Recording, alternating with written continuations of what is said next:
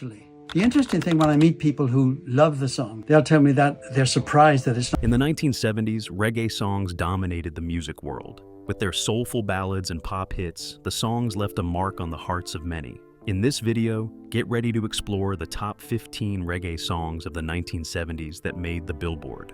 Get ready to be blown away by sweet melodies. Number 15, Alone Again by Gilbert O'Sullivan. Gilbert O'Sullivan was one of the top reggae singers in the 1970s. His songs resonated in the hearts of everyone. However, his song, Alone Again, created a great wave and stirred up the music industry. After Gilbert recorded it in 1971, it became a worldwide hit. At first, the song did not appear on his 1972 studio album, Back to Front, but it remained a popular song. Later, it was included in reissues, which is often replaced by Claire. Alone Again is a melancholic, introspective ballad. The song evoked strong emotions in the listeners. When Gilbert started the first verse, people were moved to tears as he contemplated taking his life after being left at the altar. His second verse evoked even more emotion in people when he used words that made him wonder whether there was a God. He laments the death of his parents, and the song got more intense. After the song's release, people asked Gilbert if the song was about his life, but he made sure to clarify that the song was not autobiographical. For example, his mother was alive during its composition, and he was not in any way close to his father. It was later revealed that his father was abusive to his mother and died when the singer was 11 years old.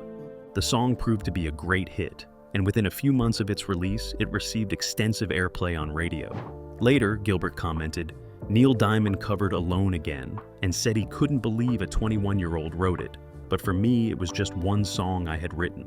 Neil Safaka also shared that when he covered the song in 2020, he wished that he himself had written the song. He shared that the song's complexity was more typical of someone much older than 21. Number 14, I Am Woman by Helen Reddy. Special, starring Helen Reddy. I'm pretty excited to be hosting this. I Am Woman is more than just a song. It's the heart cry of the women during the era. After securing a recording contract in 1971 with Capitol Records that yielded the hit I Don't Know How to Love Him, Helen was called to create an album. She agreed to this and gave the label a set of 10 jazz-tinged pop songs. Among the songs, one stood out, I Am Woman. This song turned out to be a great hit. The composition was the result of Helen's search for a song that would express her growing passion for female empowerment. She poured her heart and pain into the music. While having an interview in 2003, Helen shared heart-touching stories about the music. She said, "I couldn't find any songs that said what I thought being a woman was about. I thought about all these strong women in my family who had gotten through the Depression and world wars and drunken, abusive husbands. But there was nothing in music that reflected that. The only songs were I Feel Pretty or that dreadful song, Born a Woman." The 1966 hit by Sandy Posey had observed that if you're born a woman, you're born to be stepped on, lied to, cheated on, and treated like dirt. I'm glad it happened that way. These are not exactly empowering lyrics. I certainly never thought of myself as a songwriter, but it came down to having to do it. Over the years, Helen had spent a long time on stage expressing her contempt and hatred for men who belittled women. She once said, "Women have always been objectified in showbiz. I'd be the opening act for a comic, and as I was leaving the stage, he'd say, 'Yeah, take your clothes off and wait for me in the dressing room. I'll be right there.' It was demeaning and humiliating for any woman to have that happen publicly. When Helen released the song, the women loved it. She was sure singing their heart cry and pain. Later, Helen admitted that a supernatural inspiration inspired the song. She said, "I remember lying in bed one night and the words, 'I am strong, I am invincible, I am a woman,' kept going over and over in my head. That part I consider to be divinely inspired. I had been chosen to convey a message. The universe chose me." The next day, she went to her table and wrote the lyrics. Number 13, Song Sung Blue by Neil Diamond. At the American Airlines Center Thursday night. That's going to be a fun concert. Fox 4's Dan Godwin. Neil Diamond's sounds resonated in the 1970s. When he released Song Sung Blue, people got to know and love him more. In 1972, the song became the only song on everyone's lips. According to Neil, he wrote the song while inspired by the second movement of Mozart's Piano Concerto. After the making of the song, it was released on Diamond's album Moods. Later, the song appeared on many of Diamond's live and compilation albums.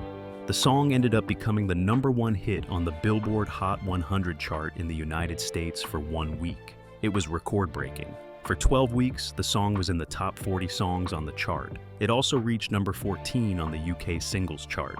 There were lots of positive comments about the songs. Cashbox said that the song gives the phrase, "Everybody sing, new meaning." Record World, on the other hand, shared that it has simply some of the best and most commercial soft sounds on the contemporary scene. The reviews continued to pour in. Diamond also made a description about the song in the liner notes to his 1996 compilation album, In My Lifetime, as a fundamental message unadorned. I didn't even write a bridge to it. I never expected anyone to react to Song Sung Blue the way they did. I just like it, the message, and the way a few words said so many things. Number 12, Ben by Michael Jackson. Michael Jackson, the king of reggae, was known for his different styles. But with Ben, his emotional and loving side was revealed to his fans. It was more than just one song, but an album that showed his pain and heartfelt desire. Motown Records released the album. Ben turned out to be Jackson's second studio album for the label as a solo artist. This happened in August 1972. When Ben was released, the song received massive publicity, and as part of the publicity, it was released as the album's lead single in July 1972. Ben was a commercial success worldwide, charting generally within the top 10 and top 20 positions on music charts. More people listened to the song, and its popularity continued to rise. On the Billboard Hot 100, the song peaked at #1. This was Jackson's first of what would be 13 songs to top that chart during his career as a solo artist. Gradually, Ben also charted on Billboard's Hot Adult Contemporary Tracks and R&B at #3 and 5. Ben turned out to be a huge success, and this was reflected in the music charts in both the US and worldwide. Ben became a bigger success than Jackson's previous studio album. On the US Billboard 200, the song peaked at #5, and it ended up becoming the first of what would be 6 studio albums to peak within the top 10 on that chart. Number 11, The Candyman by Sammy Davis Jr.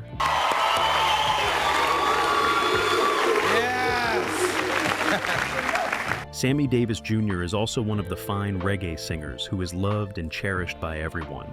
His song, The Candyman, may sound humorous, but it led to a massive turnaround in his career. According to reports, the music was meant to appear in the 1971 film Willy Wonka and the Chocolate Factory. Leslie Bricusse and Anthony Newley wrote the song for the film, but they never used it. Although the original 1964 book by Roald Dahl contains lyrics adapted for other songs in the film, the lyrics to The Candyman do not appear in the book. The soundtrack version of the song was sung by Aubrey Woods, who played candy store owner Bill in the film. Later, Newley recorded the song on his 1971 album Pure Imagination. The Candyman was met with considerable controversy, and it began with lyricist Anthony Newley. In one of his interviews, Newley shared that upon hearing Woods' rendition for the first time, he was impressed by the commerciality in the performance. According to him, he worried that it might deprive the duo not only of a hit record, but also of an Oscar nomination. He went on to express his displeasure until it became widely known. His desire for the performance was so intense that he was willing to let go of his own performance fee if he were allowed to rearrange and re-record the song himself, as well as pay for the session. When he presented this before the producers, he was denied. Producer David L. Wolper refused him due to contractual stipulations by film composer Walter Scharf. Newley was not bothered by this. He tried another tactic and decided to lobby for the opportunity to re-record his own vocals, possibly becoming the ghost voice for Woods. His plan would have turned out well, but Woods' contract forbade that as well. Later, Newley recorded his own version for MGM Records in 1971, before Sammy Davis Jr.'s hit. Number 10, A Horse with No Name by America. Done well, and it became apparent, I think we need to bring a producer into this equation. A Horse with No Name by America was one of the top reggae songs during the 1970s. The song's unique structure made it more loved and cherished by all. It was recorded in E. Dorian, which gave it a key signature with 2 sharps, F and C. Although the defining Dorian note C did not appear in the melody, the song still turned out well and great. Accustomed to acoustic guitars, bass guitar, drum kit, and bongo drums, people loved the music more and more. The only other chord was a D, which was fretted on the low E and G strings at the 2nd fret.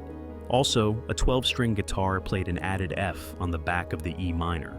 Another essential feature of the song was the driving bass line, which featured a hammer hook in each chorus. Gradually, a waterfall-type solo later completes the arrangement. The song came out better than most people thought. Ian Samwell produced it on the day of the final recording at Morgan Studios, when the group initially thought it was too corny and needed convincing to play it. Later, Jerry Beckley explained in Acoustic Guitar magazine that the correct tuning for the guitar is D-E, D-G, B-D, low to high. The chord pattern and tuning were unique, and according to various reports, they were exclusive to the song and not used in any other American music. America's fame increased further after the song was released. People got to know more about this legendary man. America became more than just a singer. It became one of the best reggae singers the world has ever known. Number 9, Lean on Me by Bill Withers. Right beside this railroad track. Another reggae song that caused a great stir in the music world was Lean on Me by Bill Withers. The song was written and recorded by American singer-songwriter Bill. In April 1972, Bill released the music as the first single from his second album, Still Bill. It was the #1 single on both the Soul and Billboard Hot 100 charts, the latter chart for 3 weeks in July 1972. Billboard ranked it as the #7 song of the 1972. It was ranked number 208 on Rolling Stone's list of the 500 greatest songs of all time in 2010. After the original release, different versions of the song were recorded, and it was one of only 9 songs that reached #1 on the Billboard Hot 100, with versions recorded by 2 different artists. The song happened with a 1987 cover by Club Nouveau, which also reached #1. In 2007, the 1972 recording of the song by Bill Withers on Sussex Records was inducted into the Grammy Hall of Fame. When asked about the inspiration behind the song, Bill Withers connected the song to his childhood. His childhood in the coal mining town of Slab Fork, West Virginia, was the inspiration for Lean on Me, which he wrote for his album Still Bill after he had moved to Los Angeles. Growing up, Bill found himself missing the strong sense of community ethic in his hometown. For a while, he had lived in a decrepit house in the poor section of his town. In recollection, Withers shared with Songfacts the original inspiration for the song. He said, "I bought a little piano and I was sitting there just running my fingers up and down the piano. In the course of doing the music, that phrase crossed my mind. So then you go back and say, okay, I like the way that phrase, lean on me, sounds with this song."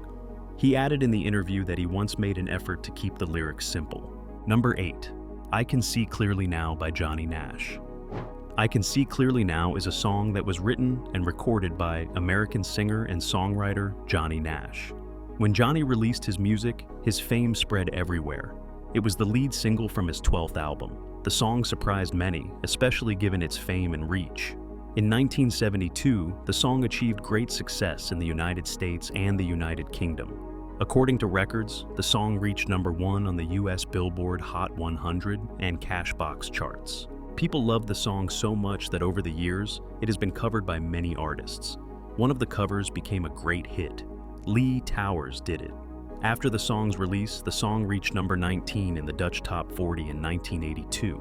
Jimmy Cliff recorded another version for the motion picture soundtrack of Cool Runnings, which later peaked at number 18 on the US Billboard Hot 100 in 1993. Not long after Nash wrote and composed the original version, he recorded it in London with members of the Fabulous Five Incorporated. After he was done, he produced it himself. It was later revealed that the song's arrangements and style were both heavily influenced by reggae, as Nash had earlier collaborated with Bob Marley. Later, it was revealed that his approach drew strongly from Bob Marley's reggae style. Francis Monkman also played the instrumental break on a Moog synthesizer. Number 7, Papa Was a Rollin' Stone by The Temptations. The Temptations caused a great sensation in the 1970s. The song Papa Was a Rollin' Stone caused a great sensation. The song was initially performed by Motown recording act The Undisputed Truth in 1972. People were unfamiliar with the song at the time. However, when the Temptations performed the music, it became popular. The second ended up winning a Grammy Award that same year. Additionally, the latter version of the song became a #1 hit on the Billboard Hot 100. Norman Whitfield and Barrett Strong wrote the song in 1971. At first, Norman released the original version as a single in May 1972. This version of the song also peaked at number 63 on the pop charts and number 24 on the R&B charts. The song was included on the Undisputed Truth's album Law of the Land, which was released in 1973. Later in 1972, Norman cut a different version of the song and ended up turning it into a 12-minute track for the Temptations. The new version was also included on their 1972 album All Directions. That same year, the edited 7-inch single release of the Temptations track was issued. Gradually, the version was a #1 hit on the Billboard Hot 100 and later won 3 Grammy Awards in 1973. While the original Undisputed Truth version of the song has been largely forgotten, the Temptations version of the song was regarded as an enduring and influential soul classic. Gradually, the full-length album version was ranked number 169 on Rolling Stone's list of the 500 greatest songs of all time. This was one of the group's 3 songs on the list. In retrospect, Temptations member Otis Williams considers the song to be the last true classic the group recorded. Number 6, American Pie by Don McLean. This is Your Land, or, The Power and the Glory, or America. Don McLean's song, American Pie, made great headlines in the music industry. The song was recorded and released in 1971 on the album of the same name. The album's single ended up becoming a U.S. #1 hit for 4 weeks in 1972, starting from January 15th, after just 8 weeks on the U.S. Billboard charts. This was where it entered at number 69. The song also topped the charts in various countries, including Australia, Canada, and New Zealand. In the United Kingdom, the single reached number 2. This was where the single stayed for 3 weeks on its original 1971 release. When the reissue happened in 1991, the song reached number 12. On the RIAA Project Songs of the Century, the song was listed as the 5th song. Later, it was discovered that Madonna covered a truncated version of the song in 2000. The song also reached number 1 in at least 15 countries, including the UK, Canada, and Australia. At 8 minutes and 42 seconds, McLean's combined version became the 6th longest song to enter the Billboard Hot 100. Additionally, the song held the record for being the longest song to reach number 1 in 50 years. However, this record was broken when Taylor Swift's All Too Well broke the record in 2021. Due to its exceptional length, the song was initially released as a 2-sided 7-inch single. Over the years, American Pie has been described as one of the most successful and debated songs of the 20th century. When Don McLean was asked questions about his inspiration for the song, McLean shared that he got it from his childhood experience of delivering newspapers during the time of the plane crash that killed rock and roll musicians, Buddy Holly, Ritchie Valens, and the Big Bopper. He said, "I first found out about the plane crash because I was a 13-year-old newspaper delivery boy in New Rochelle, New York, and I was carrying the bundle of the local Standard Star papers that were bound in twine, and when I cut it open with a knife, there it was on the front page." Number 5, The First Time Ever I Saw You Face by Roberta Flack. Over the years, there have been numerous mistakes regarding the title of the song. Many people often say, "The first time I ever saw your face," instead of "the first time ever I saw your face." Before Roberta Flack sang the song, it was first written by British political singer and songwriter Ewan MacColl. The song was a 1957 folk songs that Ewan wrote for his sweetheart Peggy Seeger. When Ewan wrote the song for Peggy, he was still married to his second wife, Jean Newlove. However, that didn't stop him, as he was smitten with Peggy. During the 1960s, the song was recorded by many folk pop singers. The singers included the Kingston Trio, We Five, the Chad Mitchell Trio, and Peter, Paul, and Mary. Later, in 1972, Roberta Flack decided to sing the song, and it turned into a major international hit for her. She ultimately won Grammy Awards for Record of the Year and Song of the Year. On the Billboard, it It was ranked as the #1 Hot 100 single of the year for 1972. The song's history and lyrics made the music even more appealing. There were two different accounts of the song's origin. Some reported that Ewan wrote the song for Peggy Seeger after she asked him to pen a song for the play in which she was performing at the time.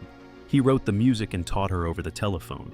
Peggy also shared a similar story about the song. When asked, she admitted that she had started an affair with Ewan in London in 1956. However, she returned to the US to separate herself from Ewan because he was already married and had a child. The following year, Peggy worked for a radio show in Los Angeles. While she was there, she told Ewan that the show had requested a hopeful love song because all the songs she had sung were sad. With this in mind, Ewan decided to compose one for her. In one of his phone calls to her from England, Ewan sang the song he had written. From the rumors, Ewan also sent her tapes to listen to whenever they were apart, and his music was included on one of them. With this kind of story behind the song, many women continued to blush and wish for a love like theirs. Number 4. Without You by Nilsson.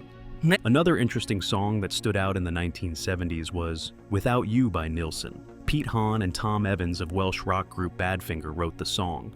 The song was first released on their album No Dice, which was released in 1970. After the album's release, people fell in love with the single. Records reveal that the ballad has been recorded by over 180 artists. Harry Nilsson and Mariah Carey released different versions of the song. These two versions became international #1 hits. However, Nilsson's version stood out the most. His version was later included in 2021's Rolling Stone's 500 Greatest Songs of All Time. Paul McCartney once described it as the killer song of all time. Later, RCA released the single in the autumn of 1971. Also, the song was first played on radio stations across the US in early December. Without You debuted at number 99 on the Billboard Hot 100 on December 18, 1971. And, in the 10th week, the chart dated February 19, 1972 started its 4-week run at number 1. It became Nilsson's only song to peak at that position. Billboard ranked the song as the number 4 single of 1972. For 5 weeks, the record topped Billboard's easy listening chart. That was mind-blowing. Number 3. Brandy by Looking Glass. Looking Glass was one of the American pop rock bands that stood out in the 1970s. They were well known for their distinctive style.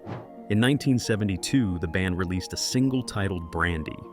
The song soon began to make headlines and turn heads after its release. Brandy was one of the songs from their self-titled debut album. The song was written by the band's lead guitarist and co-vocalist Elliot Lurie. The song evoked strong emotions in the hearts of many. The lyrics tell the tale of Brandy, a barmaid in a busy seaport harbor town. Brandy lived a tough life and had to serve 100 ships a day. Though lonely sailors flirted with her, her heart yearned for only one, but he ended up leaving her. According to him, his life, love, and lady were the sea. It was a sad tale. The song was loved by many until an urban myth began circulating that Brandy was based on Mary Ellis, a spinster from New Brunswick, New Jersey. After hearing this, Lurie immediately debunked it. He later shared that he was thrilled with the more profound meaning given to the song when its lyrics were used as a metaphor by a father explaining his life's choices to his son in the film Guardians of the Galaxy Volume 2, which came out in 2017. Number 2. Let's Stay Together by Al Green. Let's Stay Together was sung by Al Green. This song not only increased Green's fame, it made people love him more. It was a song produced and recorded by Willie Mitchell. Mitchell and Terry Manning mixed the song. The song was first released as a single in 1971. After its release, the song ended up at number 1 on the Billboard Hot 100. It also remained on the chart for 16 weeks and later topped Billboard's R&B charts for 9 weeks. In 1972, Billboard ranked it as the 11th highest-selling song. It was also ranked the 60th most excellent song of all time by Rolling Stone magazine on their 2004 list of the 500 greatest songs of all time. Different artists loved the music and took turns creating different versions of it. Tina Turner also covered it. Let's Stay Together was once selected by the Library of Congress as a 2010 addition to the National Recording Registry. The library selects recordings annually that are culturally, historically, or aesthetically significant. The song also went on to claim the number 1 position on the Billboard year-end chart as an R&B song for 1972. In 1999, the 1971 recording on High Records by Al Green was inducted into the Grammy Hall of Fame. Number 1, Oh Girl by Chi Lights. Oh Girl is another song that was often discussed many times. It was written by Eugene Record and recorded by the American soul vocal group the Chi Lights. The song had a record on vocals, and it was also produced. The song was released as a single on Brunswick Records in 1972. Most people loved the song because it centered on a relationship on the verge of a breakup. Oh Girl was the Chi Lights' first and only #1 single on the Billboard Hot 100, peaking at that position in May 1972 for 1 week. Gradually, the single made its way to the top position of the Billboard R and B singles chart the next month, and it remained in that position for 2 weeks. In 1972, Billboard ranked it as number 13. Which of these songs do you remember? Which one do you like the most? And are there any of the songs that made you fall in love with reggae music? Leave your thoughts in the comments. If you enjoyed this video, like, share, and subscribe to this channel. Before you go, watch the other videos displayed on your screen.